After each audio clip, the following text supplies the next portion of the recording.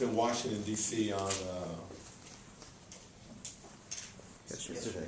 yesterday. What day is it? Tuesday. On Monday. And the White House had a kind of a holiday celebration, got a chance to attend. So as a mayor of the city of Sacramento, I was honored to be with a group of people at the White House. President and First Lady came in and spoke, addressed the crowd. I got a chance to see the really cool big Christmas tree inside the White House. I did take pictures. It felt like a big kid. But there were people all over the country. The president's words were very on point, exactly what you hear him talking about, jobs in the banking industry, you know, taking responsibility for what they do and so forth. But again, representing Sacramento was a proud moment. The first item I want to hit today is Westfield. I told you back in August that we would be meeting with the Westfield ownership and seeing if we had a common vision for the downtown plaza. And at that particular time, we gave ourselves between August, when we initially met, and the end of the year to see if we can come up with a win-win. Our teams have been meeting over the last 3 months to develop what we thought would be a common vision for the downtown plaza, or in hopes of what we thought would be a common vision. And we agreed on many points, but the overall scope and the corridor for JK&L corridor was a little bit different than what Westfield had in mind.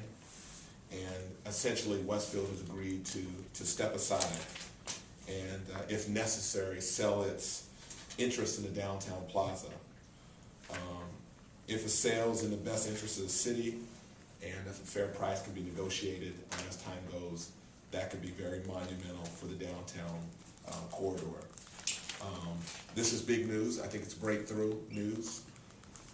The big news is really that Westfield is no longer willing to stand in the way of the downtown mall being developed. There have been a lot of issues over the last 8 to 10 years that I think the city and Westfield felt a lot of tension between each other, and I think we have a chance to look at a much brighter downtown plaza going forward. So our next steps essentially will be to find an investment group or a developer who's interested in purchasing Westfield interest in the downtown mall.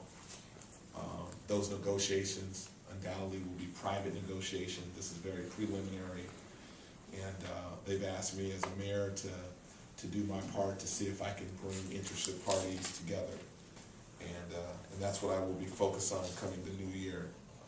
I want to emphasize whatever happens at Westfield will be done with Westfield and the city working together, which I think is very important, and I think that is also progress. And we'll both be looking out for what's in the best interest of the city and the downtown plaza. So I think it'll be a real win for downtown. One thing I want to highlight really quickly is on tomorrow we'll have a big announcement talking about education in Sacramento and how the race to the top funds and all those kind of external resources can play a role in city schools. So we'll be talking about that tomorrow. The task force, Sacramento First, the task force, which is looking at an entertainment sports complex. They've already had a hearing at the Sacramento Public Library, had over 100 people show up. There's a lot of interest. This task force is doing an amazing job. I have not sat down with the task force as a whole since the original announcement, but they are doing a lot of work. They're bringing a lot of people into town. This Thursday at 10:30 a.m. at the South Natomas Community Center, 2921 Truxell, they'll have a panel, and that panel will be featuring renowned architect Dan Mice, as well as presentations from other folks who have developed entertainment and sports complex throughout the state of California. So it'll be a good education process for our community, and certainly all part of the next 3 or 4 months of us trying to solicit real significant proposals that this task force can evaluate and hopefully create a critical path to a new arena. In terms of just kind of one other highlight on the Martin Luther King Day of Service, January 18th, the city of Sacramento, as well as other cities around the country, mayors have been talking about how we can highlight the National Day of Service. So we as a city want to make sure that we do our part in terms of being a leader. We're gonna be working with 26 organizations. Our goal is to have 2,300 volunteers during that week, all of them, the majority of them volunteering for Martin Luther King Day. So again, I think you see an opportunity where we as a city can be a leader.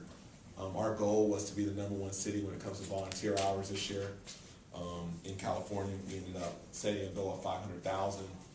We have exceeded that goal. We're at 800,000, and again, people in Washington and other mayors around the country are calling us and asking what we did in terms of the best practices and sharing those in a significant way. So I think that has been very beneficial for the city of Sacramento.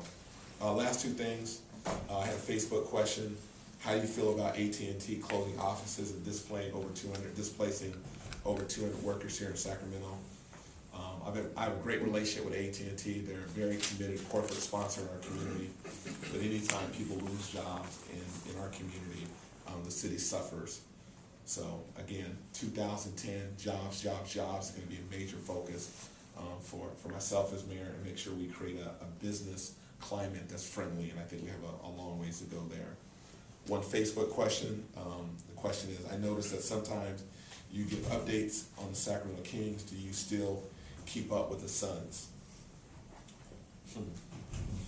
Let me just say this, the Suns will always have a very special place in my heart for obvious reasons, but as a mayor of the city of Sacramento, I only keep up with the Sacramento Kings these days. And I'm very proud that our team is very close to 500, which says a whole lot.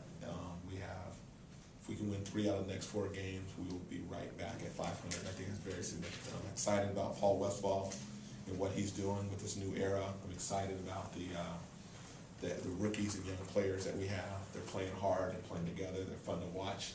And I think what's happening is fans are starting to re-engage and rekindle some of that old spirit. So again, as long as they play hard, play together, and have fun, I think they'll do well.